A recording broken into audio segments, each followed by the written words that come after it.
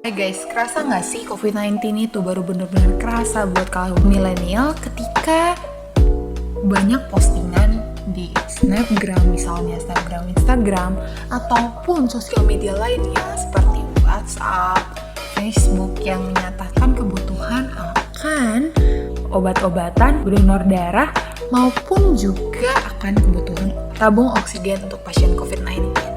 Sebelumnya, banyak dari kita bahkan tidak begitu mempercayai COVID-19 itu nyata. Apakah virus corona itu benar-benar nyata? Banyak dari kita yang bahkan merasa bahwa COVID-19 ini hanya sebatas sebuah konspirasi. Mungkin digunakan pemerintah untuk melancarkan bisnisnya dan lain sebagainya. Tapi sebenarnya kenapa sih ya?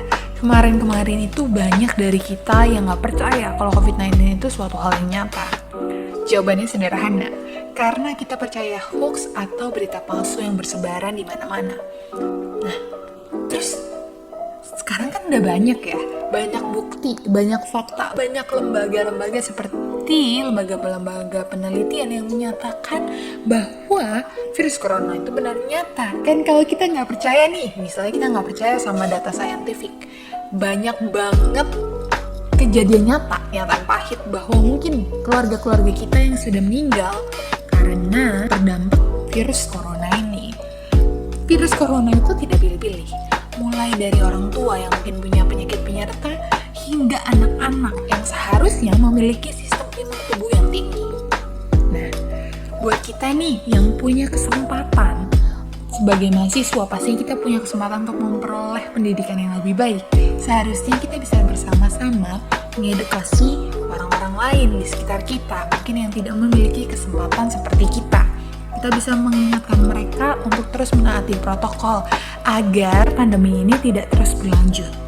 Nah, untuk mengedukasi, langkah termudah adalah lewat sosial media kita sendiri.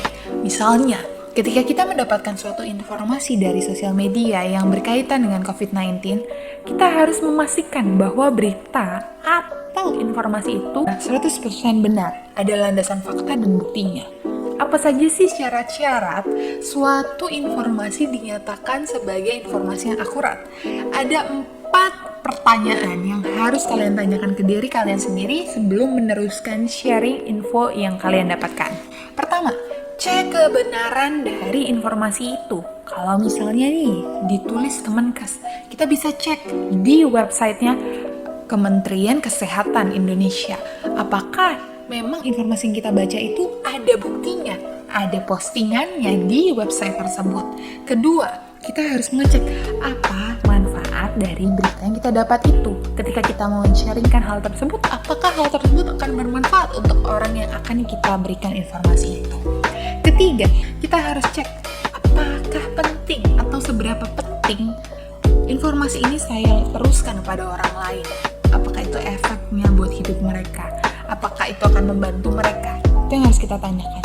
Dan yang terakhir, seberapa mendesak informasi itu untuk kita bagikan kepada orang lain?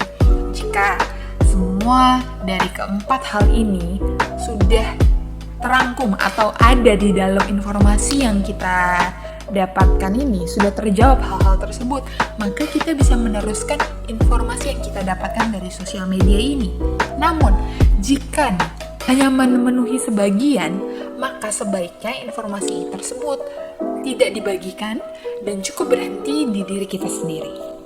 Nah, untuk teman-teman nih, mulai dari strata pendidikan apapun, bahkan siapapun, sesama masyarakat, kita harus bersatu dan disiplin untuk melawan pandemi ini, melawan COVID-19 ini. Harus disiplin apa aja sih, Kes? Pertama, kita harus disiplin taat protokol. Kita harus menjaga kesehatan kita.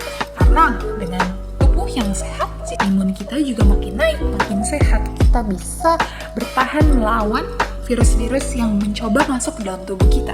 Kemudian kita harus taat protokol kesehatan, mulai dari mencuci tangan, menggunakan masker yang double, dan misalnya jika kita memang terpapar, isolasi mandiri dengan menggunakan telemedicine yang ada.